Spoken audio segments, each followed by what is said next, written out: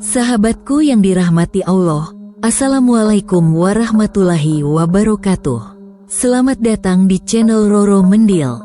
Saya sangat berterima kasih untuk sahabat yang telah like dan subscribe. Saya doakan sahabat semua dilimpahkan rezekinya, dipanjangkan umurnya, serta memiliki kebahagiaan dunia dan akhirat. Amin ya robbal alamin. Sempatkanlah waktu 5 detik untuk menulis sholawat kepada Nabi Muhammad. Insya Allah menjadi penerang jalan kita di akhirat kelak. Seorang TKW asal Jawa Tengah yang sederhana, tiba-tiba menjadi penyelamat majikannya di Arab Saudi yang menderita penyakit misterius. Namun, siapa sangka perjuangan ini membawa cinta, konflik, dan pelajaran hidup yang tak terlupakan. Inilah ceritanya. Siti adalah seorang gadis sederhana yang lahir di sebuah desa kecil di Jawa Tengah. Kehidupannya tak pernah mudah.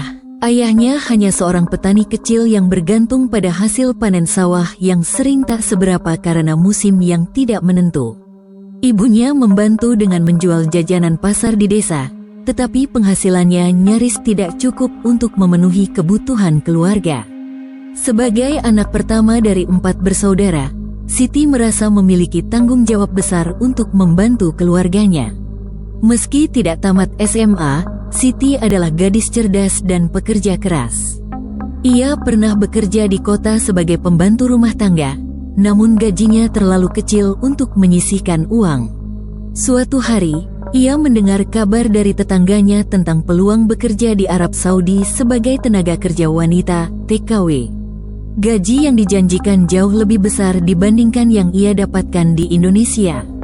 Tanpa ragu, Siti mendaftar melalui agen penyalur tenaga kerja.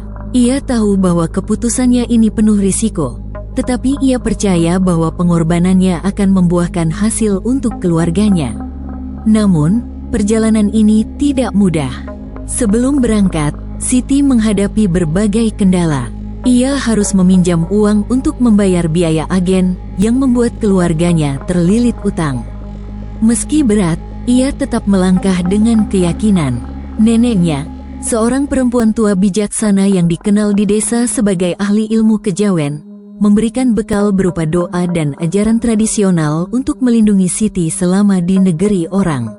Nenek tidak punya harta, tapi ilmu ini semoga bisa menjadi pelindungmu, nak, ucap neneknya sambil menyelipkan beberapa jimat kecil di kopernya. Setibanya di Arab Saudi, Siti langsung disambut oleh perwakilan agen lokal yang mengantar ke rumah majikan barunya, keluarga Khalid. Rumah itu megah, dengan pilar-pilar tinggi dan halaman luas yang ditanami pohon kurma. Meski kagum dengan kemewahan itu, Siti merasa ada sesuatu yang aneh sejak awal ia memasuki rumah tersebut. Udara di dalamnya terasa berat, dan tatapan para penghuni rumah terlihat murung, terutama istri Khalid, Fatimah. Khalid adalah seorang pria paruh baya yang terlihat lemah dan pucat. Ia jarang keluar dari kamarnya, dan saat Siti melihatnya pertama kali, ia hanya terbaring di ranjang dengan mata sayu. Tubuhnya kurus seperti tidak pernah makan dengan baik, dan setiap malam ia sering terdengar merintih kesakitan. Fatimah menjelaskan bahwa suaminya sudah bertahun-tahun menderita penyakit misterius. Kami sudah membawa dokter terbaik, bahkan sampai ke Eropa, tapi tidak ada yang bisa menyembuhkannya, ucap Fatimah dengan nada pasrah. Sebagai orang baru, Siti hanya mendengarkan tanpa berkomentar. Namun, instingnya sebagai orang Jawa yang dibesarkan dengan kepercayaan kejawen membuatnya merasa bahwa penyakit Khalid bukan sekadar masalah medis. Ada sesuatu yang lebih dalam, sesuatu yang tidak bisa dijelaskan dengan akal sehat. Meski begitu, ia tahu bahwa sebagai seorang pembantu, tugasnya hanyalah melayani keluarga ini, bukan mencampuri urusan mereka. Hari-hari berlalu, dan Siti mulai menyadari berbagai kejanggalan di rumah itu. Setiap malam, ia sering mendengar suara langkah kaki di lorong, meski semua penghuni rumah sudah tidur. Kadang, ia merasakan hawa dingin yang tiba-tiba menyelimuti kamarnya tanpa alasan. Bahkan, ia pernah melihat bayangan hitam melintas di depan jendela dapur saat ia sedang mencuci piring. Awalnya, Siti mencoba mengabaikan semua itu, berpikir bahwa mungkin ia hanya lelah atau membayangkan hal-hal yang tidak ada. Namun, semakin lama, kejadian aneh semakin sering terjadi. Puncaknya adalah ketika Siti melihat Khalid duduk di ruang tamu tengah malam, berbicara sendiri seolah-olah ada seseorang di depannya. Suaranya terdengar seperti sedang memohon, tetapi tidak ada siapapun di sana. Ketika Siti mencoba mendekat, Khalid tiba-tiba berbalik dan menatapnya dengan mata merah yang penuh amarah. "Pergi," teriaknya dengan suara yang membuat bulu kuduk Siti merinding.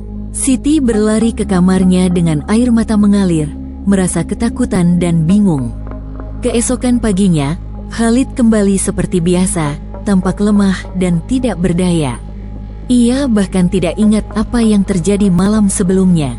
Siti mulai yakin bahwa ada sesuatu yang menguasai rumah ini, sesuatu yang tidak terlihat tetapi sangat kuat. Meski takut, ia mulai berpikir untuk melakukan sesuatu, terutama karena ia tidak tega melihat Khalid menderita setiap malam. Setelah memberanikan diri berbicara, Siti mencoba menyampaikan apa yang dirasakannya kepada Fatimah. "Maafkan saya, Bu, tapi saya merasa ada sesuatu yang tidak wajar di rumah ini. Mungkin ini bukan sekadar penyakit biasa," ucap Siti hati-hati. Namun, reaksi Fatimah jauh dari yang ia harapkan. "Apa maksudmu? Kamu pikir kamu tahu lebih dari para dokter yang kami bayar mahal? Jangan bicara hal-hal bodoh di rumah ini," bentak Fatimah dengan wajah marah. Penolakan itu membuat Siti merasa kecewa. Ia hanya ingin membantu, tetapi niat baiknya dianggap sebagai penghinaan. Sejak saat itu, Fatimah mulai memperlakukan Siti dengan lebih keras. Ia memberikan pekerjaan tambahan dan sering memarahi Siti tanpa alasan jelas. Namun, Siti tetap sabar. Ia memahami bahwa Fatimah sedang berada di bawah tekanan besar karena kondisi suaminya. Meski begitu, Siti tidak menyerah. Ia mulai mencari waktu-waktu tertentu untuk melakukan doa-doa kejawen secara diam-diam di kamarnya. Ia percaya bahwa niat baiknya akan membawa hasil, meskipun tidak ada yang mengetahuinya. Setiap malam, ia berdoa memohon perlindungan dan petunjuk, sambil merapalkan mantra-mantra yang diajarkan neneknya. Kesempatan untuk bertindak datang suatu malam ketika Khalid kembali mengalami serangan misterius. Tubuhnya menggigil, matanya melotot, dan ia terus-menerus merintih kesakitan. Fatimah yang panik memanggil Siti untuk membantu. Tanpa berpikir panjang, Siti mengambil kemenyan yang ia simpan di kopernya. "Izinkan saya mencoba sesuatu, Bu," ucapnya dengan nada tegas namun sopan. Dengan penuh keyakinan, Siti mulai membakar kemenyan dan merapalkan doa-doa kejawen di dekat Khalid. Ia memercikkan air putih yang telah diberi doa ke seluruh tubuh Khalid, sambil memohon perlindungan dari Yang Maha Kuasa. Fatimah awalnya tampak ragu dan gelisah, tetapi ia membiarkan Siti melanjutkan ritualnya. Ajaibnya, setelah beberapa saat, Khalid terlihat lebih tenang. Ia berhenti merintih dan napasnya menjadi lebih stabil. Fatimah, yang menyaksikan semua itu, hanya bisa terdiam dengan air mata mengalir di pipinya. Untuk pertama kalinya dalam berbulan-bulan, suaminya tidak lagi terlihat menderita. Ia menatap Siti dengan penuh rasa syukur, meski masih ada sedikit keraguan di hatinya.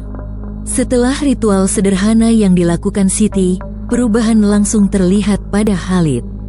Pria yang sebelumnya tidak pernah bisa tidur lebih dari 2 jam tanpa rasa sakit, kini beristirahat dengan damai. Untuk pertama kalinya dalam berbulan-bulan, rumah itu terasa tenang. Fatimah, yang biasanya terlihat cemas dan tegang, duduk di ruang tamu dengan wajah penuh harap. Ia terus mengintip ke kamar suaminya, memastikan bahwa Khalid benar-benar tertidur lelap. Keesokan harinya, Khalid bangun dengan wajah yang terlihat lebih segar. "Aku merasa lebih ringan," katanya kepada Fatimah dengan nada yang terdengar asing, seperti orang yang baru saja lepas dari beban berat. Fatimah tak percaya. Ia memanggil Siti ke ruang tamu untuk menanyakan apa yang sebenarnya dilakukan oleh gadis itu malam sebelumnya.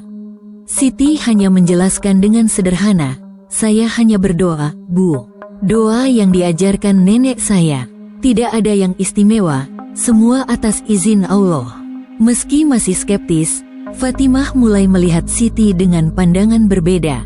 Selama ini, ia menganggap Siti hanya seorang pembantu rumah tangga yang tidak tahu apa-apa. Namun, hasil yang nyata dari ritual sederhana itu membuatnya tak bisa mengabaikan kemampuan Siti.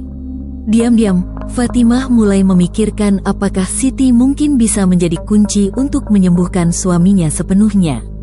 Dalam proses penyembuhan itu, Khalid mulai menunjukkan ketertarikan yang berbeda pada Siti.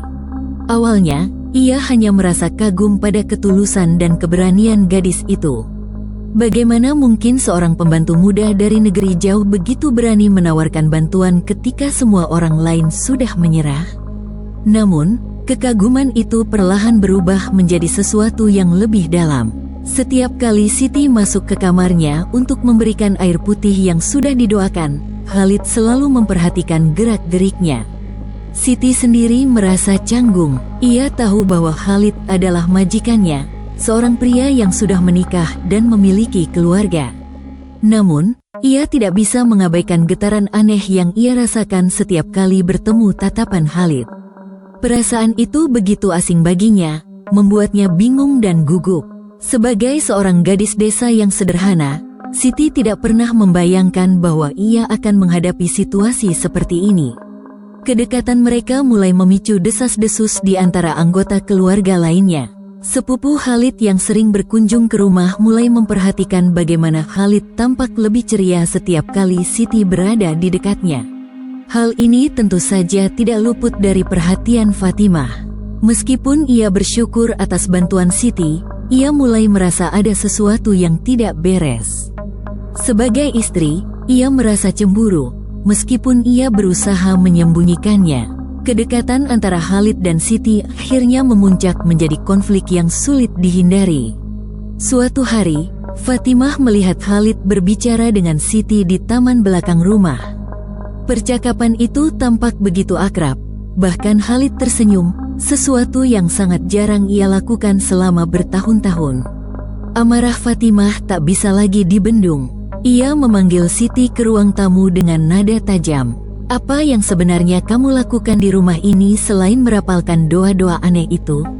Apakah kamu pikir bisa mengambil hati suamiku juga? Siti terkejut dan merasa sangat terluka. Ia tidak pernah berniat untuk melukai siapapun, apalagi merebut suami majikannya. Dengan suara gemetar, ia menjelaskan, "Maaf, Bu. Saya hanya ingin membantu. Saya tidak pernah bermaksud apa-apa." Namun, kata-kata Siti tidak mampu meredakan kemarahan Fatimah. Perasaan cemburu dan rasa tidak aman membuat Fatimah semakin sulit menerima kehadiran Siti, meskipun ia tahu bahwa gadis itu sudah banyak berjasa. Siti mulai merasa bahwa keberadaannya di rumah itu tidak lagi diinginkan. Ia mempertimbangkan untuk pergi, meskipun ia tahu bahwa Khalid masih membutuhkannya. Di sisi lain, Khalid mencoba meyakinkan Fatimah bahwa tidak ada apa-apa antara dirinya dan Siti. Namun, penjelasannya hanya memperburuk keadaan. Fatimah mulai mengancam akan mengusir Siti jika Khalid terus membelanya. Suatu malam, saat suasana rumah semakin tegang, Khalid kembali mengalami serangan penyakit misteriusnya. Namun kali ini jauh lebih parah. Tubuhnya menggigil hebat, dan ia bahkan tidak bisa berbicara. Fatimah yang ketakutan akhirnya memanggil Siti untuk membantu. Dengan air mata di wajahnya, ia berkata, "Tolong suamiku, lakukan apapun yang kamu bisa." Siti, meskipun hatinya masih terluka oleh ucapan Fatimah sebelumnya, tetap menjalankan tugasnya. Ia kembali melakukan ritual kejawen, namun kali ini dengan intensitas yang lebih dalam.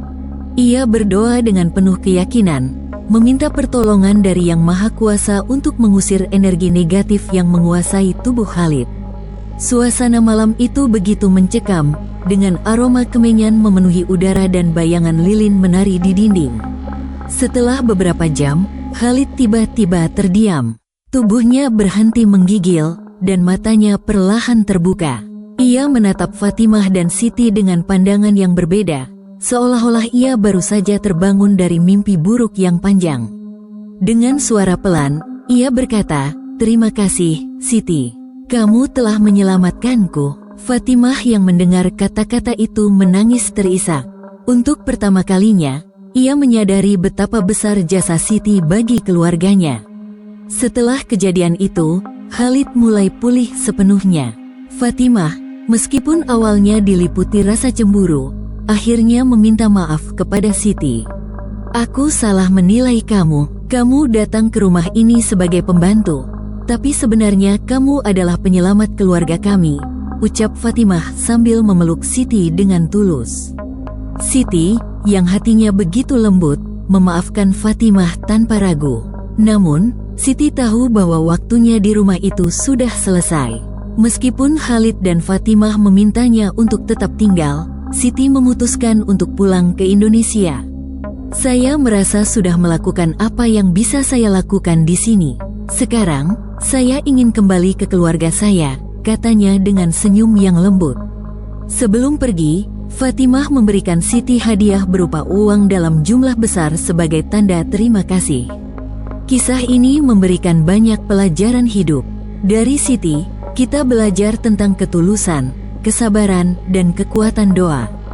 Dari Fatimah, kita belajar bahwa kesalahpahaman dan cemburu hanya bisa diselesaikan dengan pengakuan dan permintaan maaf yang tulus.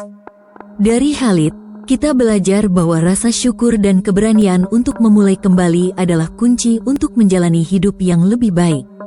Ketika Siti pulang ke kampung halamannya, ia disambut dengan pelukan hangat dari keluarganya. Ia membawa pulang tidak hanya uang untuk membantu keluarganya, tetapi juga pengalaman dan pelajaran hidup yang tak ternilai. Kisahnya menjadi inspirasi bagi banyak orang di desanya, membuktikan bahwa kebaikan hati dan ketulusan selalu membawa hasil yang indah. Begitulah kisah inspiratif Siti, seorang TKW sederhana yang mampu membawa keajaiban. Jangan lupa like, subscribe, dan bagikan cerita ini kepada teman-teman kalian. Sampai jumpa di cerita inspiratif berikutnya.